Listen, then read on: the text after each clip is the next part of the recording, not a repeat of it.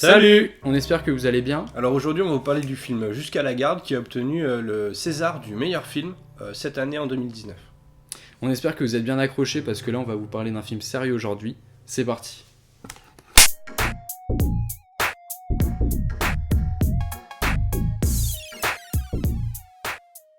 Alors Jusqu'à la garde, donc c'est un film qui est réalisé par Xavier Legrand, qui est sorti sur nos écrans en 2018 et dans lequel on retrouve Léa Drucker qui a reçu le César de la meilleure actrice pour ce film et Denis Ménochet. Donc c'est l'histoire d'un couple qui est en pleine séparation et dont la garde des enfants est en train d'être discutée auprès du juge. La femme demande la garde exclusive de ses enfants parce qu'elle accuse le mari d'être violent envers elle et envers les enfants. Chose qu'elle ne va pas obtenir, en fait le fils, le plus jeune d'une dizaine d'années, va se retrouver en garde alternée entre le père et la mère. Et il va en fait, au long du film, servir en fait d'intermédiaire entre les problèmes de l'un et les problèmes de l'autre, ce qui va amener à des situations assez douloureuses pour lui et très compliquées à gérer. Donc Quentin, qu'est-ce que tu as pensé de ce film, ton avis? Alors une belle surprise, glaçante, ça on y reviendra un petit peu plus tard. Ouais, une belle réalisation, quoique on va dire assez scolaire.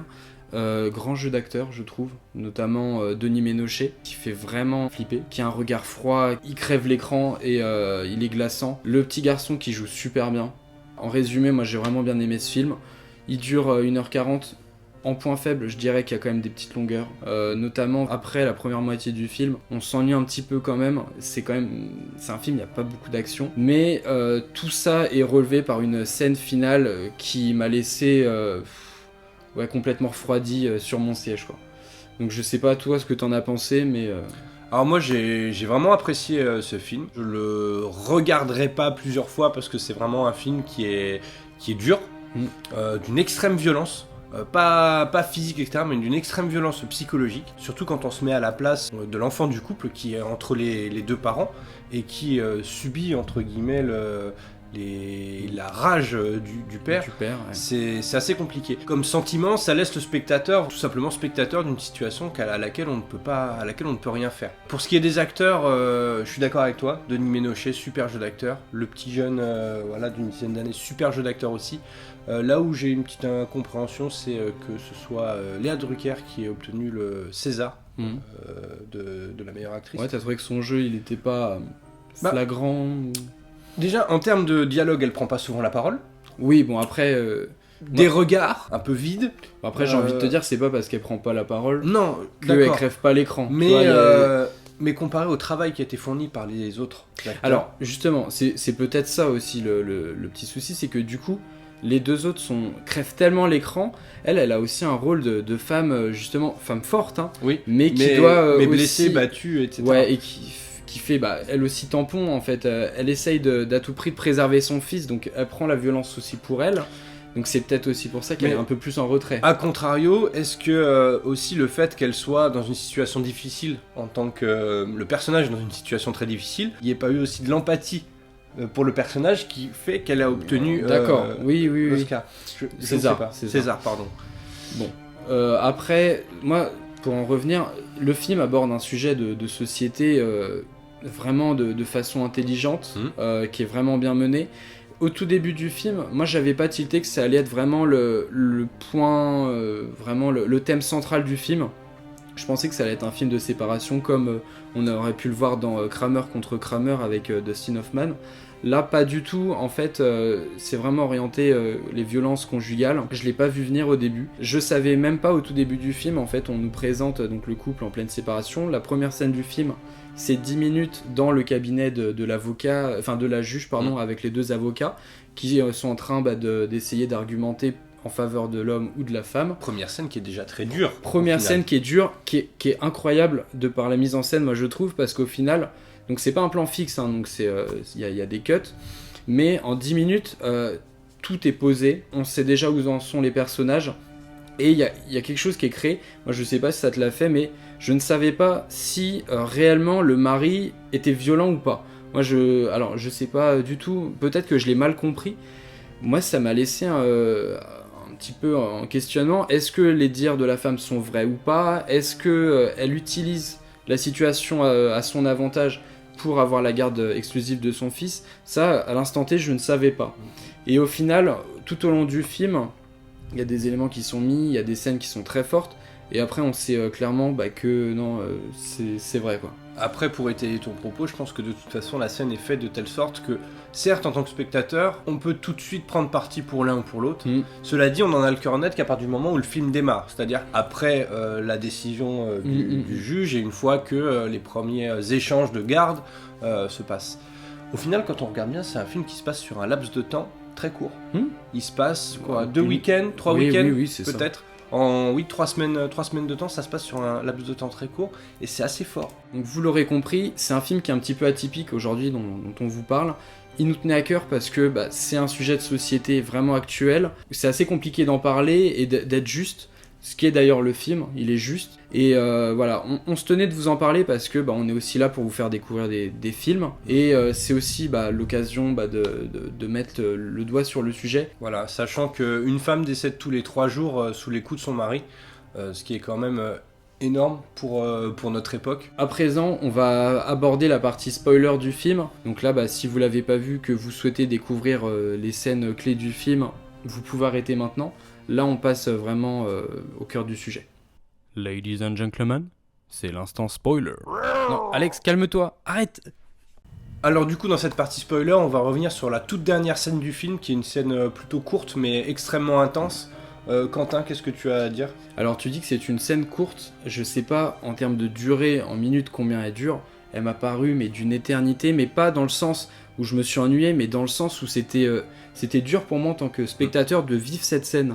Alors, il y a quasiment pas de montage, hein. C'est pas un plan en séquence, mais il y a quasiment pas de montage, il y a aucune musique, et c'est comme si on était avec les personnages chez eux. Je vous recontextualise la scène.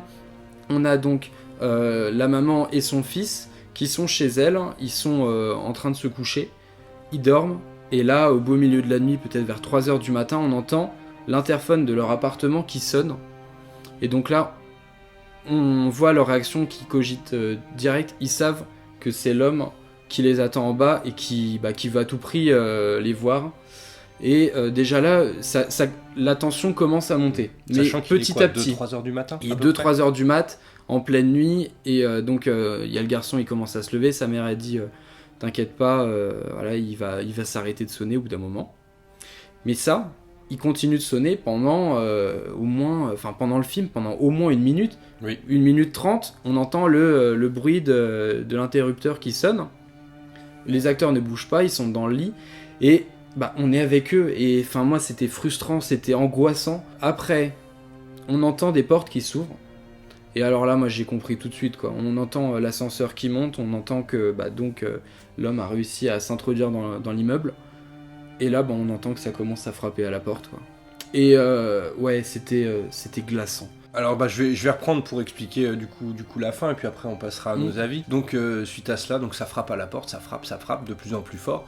Et une voisine s'inquiète du bruit qu'elle entend, elle regarde, et là elle appelle la police. Et c'est à ce moment-là qu'on apprend que l'homme a un fusil. Ouais. Jusque-là on l'avait pas vu. Parce qu'en fait, on voyait ça du point de vue des protagonistes dans la chambre. On était enfermés avec eux. Exactement.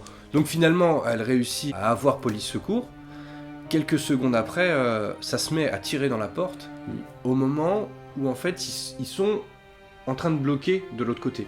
Donc une balle passe à côté de la tête de l'enfant, et alors là, moi j'ai eu un sursaut. Un sursaut, et je me suis dit, punaise, il a pas fait ça. Enfin, je veux dire... On sent que le personnage à l'extérieur est complètement fou. Dingue, mais il est complètement fou. Fou de chagrin, de rage, on sait pas trop, mais complètement dingue. Et alors là, donc ça commence, elle arrive à joindre police secours à l'intérieur, elle essaye de se cacher, elle est avec quelqu'un au téléphone qui lui dit exactement quoi faire. Donc ils vont dans la salle de bain, ils se réfugient dans la baignoire. Jusqu'au moment où l'homme rentre. Il arrive à pénétrer dans leur appart. Et là, il va les chercher pendant quelques moments, et puis là c'est interminable. C'est interminable parce que nous, en tant que spectateurs, on est justement, on est avec eux, on voit qu'ils attendent, ils sont dans la salle de bain, ils attendent que ça se passe. Ce qu'on espère en fait, on est là en haleine, en se disant, est-ce que la police va arriver à temps ? C'est ça qu'on espère. Et finalement, elle arrive à temps, etc. En plus, ce qui est stressant, c'est que du coup, nous, on voit la femme qui est au téléphone avec la personne de police secours. la personne de police secours qui reste très calme, elle a ses procédures, calme, ouais. En plus elle doit rassurer, donc vous inquiétez pas madame, tout va aller, nos équipes sont sur place, elles vont intervenir, et nous pendant ce temps on entend les coups de fusil, les portes qui claquent, que ça toque, qu'il est à même pas 5 mètres derrière la porte, enfin c'est angoissant mais au possible, c'est une scène qui marche du feu de Dieu, et en fait on comprend avec cette scène pourquoi le film a eu des moments de latence, pourquoi il n'y a pas eu autant d'action, parce qu'en fait cette scène elle résume tout le film en fait. C'est ça. C'est honnêtement c'est le genre de scène de cinéma qui marque, tu vois. Donc très grande scène, et ce que j'aimerais revenir c'est la toute fin de cette scène, un moment qui clôt complètement le film et qui nous met nous spectateurs en position de voyeurs, et d'ailleurs c'était très très malsain j'ai trouvé, mais c'était d'une vérité crue. C'est-à-dire que donc le dernier plan du film, il y a la police qui est intervenue, ils ont arrêté le père, donc la femme et son fils sont sains et saufs, il n'y a pas de souci. Et nous, là, la caméra nous met du point de vue de la voisine qui ziotait toute la scène depuis sa porte entrouverte. Et donc on voit ce qui se passe, donc elle est là. Donc il y a la mère qui parle un peu avec la policière, mais qui est complètement détruite, effrayée, toute tremblotante, parce que honnêtement, est-ce qu'on ne le serait pas à sa place ? Elle a failli mourir. Elle a failli mourir. Elle et son fils. Plus toutes les violences psychologiques et physiques qu'elle vit depuis sûrement des années. Et là, on assiste, donc on est du point de vue de la voisine. Et donc la policière, elle voit que la voisine voit toute la scène, elle referme la porte. Et là, on a, ça dure 20 secondes. Là, on a du coup la voisine. Et là, elle referme la porte tout doucement. La porte se ferme et là le film s'arrête. Et là je me suis dit mais c'est dingue, parce que ce plan final il nous met nous comme si en fait c'était on était au courant, on était des voisins, qu'on entendait tous les jours justement nos voisins qui se... Ce qui peut être le cas. Mais ce qui peut être le cas. Ce qui est d'ailleurs le cas de certaines personnes. Mais combien de fois on a entendu des témoignages dans les médias de... on n'a rien fait et pourtant on était au courant, où on n'a jamais osé, où on avait peur, où le nombre de personnes qui se taisent, et justement c'est grave, et je pense que c'est un film aussi qui appelle les gens à dire non, il faut plus se taire, il faut dénoncer ces violences, et c'est en ça que c'est un film pour moi qui est important. Parce que ce qu'il faut savoir, c'est que la voisine a réussi à avoir police secours avant la mère qui est à l'intérieur. Si jamais elle ne l'avait pas fait, et qu'elle l'avait eu au moment où elle a eu le monsieur au téléphone, c'est-à-dire peut-être 15, 20, 30 secondes plus tard, un peu plus, un peu moins, qu'est-ce qui se serait passé ? Donc oui, le message, en effet, c'est que dans ce genre de situation, il faut arrêter d'être voyeur, d'être sourd et muet. Il faut en parler, il faut dénoncer, même si... parce que c'est la vie de certaines personnes sont en jeu. Voilà, un peu l'avis global qu'on aura eu sur ce film. Voyez-le, regardez-le, montrez-le à votre entourage. C'est un film qui fait réfléchir, il marque, il n'y a pas besoin de le revoir, moi-même je ne pense pas que c'est un film que je reverrai, pas parce que je l'ai pas apprécié, mais parce que c'est froid, c'est cru, pas un plaisir quoi. D'ailleurs c'est le type de film qui me fait le même effet qu'un Requiem for a Dream, le genre de film que tu regardes, t'as pas un bruit, et après t'as rien à dire quoi, tout est montré, et tu prends conscience, et puis... c'est ça. Voilà, maintenant c'est à toi de changer. Donc voilà, on vous conseille de le regarder, faites-vous votre propre avis, dites-nous en commentaire ce que vous en avez pensé également si vous l'avez vu, et puis on vous dit à bientôt pour une prochaine vidéo. Allez, salut. ciao.